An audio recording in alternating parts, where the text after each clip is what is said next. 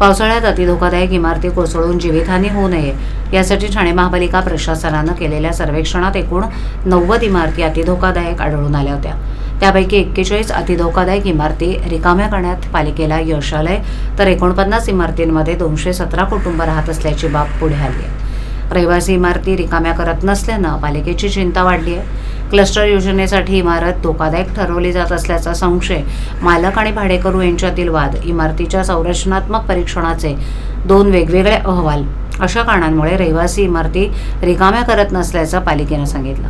ठाणे महापालिका क्षेत्रात पावसाळ्यामध्ये धोकादायक इमारत कोसळून जीवितहानी होण्याचे प्रकार यापूर्वीही घडलेत। अशा घटनांची पुनरावृत्ती होऊ नये याची काळजी ठाणे महापालिकेकडून दरवर्षी घेण्यात येते।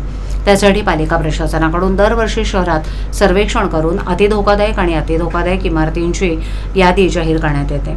अशाच प्रकारे यंदाही पालिका प्रशासनानं प्रभाग समितीनिहाय शहरातील इमारतींचं सर्वेक्षण सुरू केलं असून त्यात एकूण 90 अतिधोकादायक इमारती आढळून आल्या होत्या।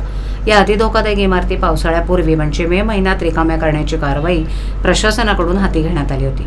यासाठी ठाणे महापालिका प्रशासनानं संबंधित इमारतीमधील रहिवाशांना नोटिसा बजावून इमारत रिकामी करण्याच्या सूचना केल्या होत्या। तसंच अशा इमारतींमुळे जीवितास धोका असल्याबाबत पालिकेनं रहिवाशांना कळवलं होतं। त्यानंतर पालिकेला आतापर्यंत 90 पैकी 41 अतिधोकादायक इमारती रिकाम्या करण्यात यश आले। उर्वरित 49 इमारतींमध्ये आजही रहिवासी राहत असल्याची बाब पुढे आली आहे।